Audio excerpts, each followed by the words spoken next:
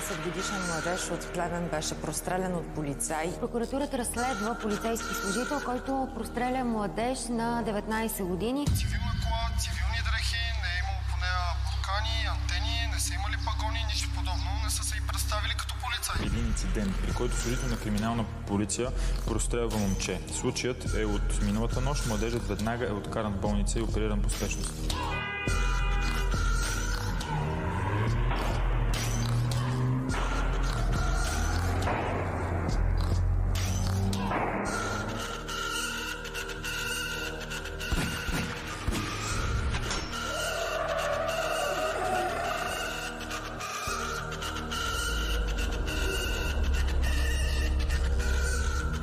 В другите страни такова зверство пали градовете от протести.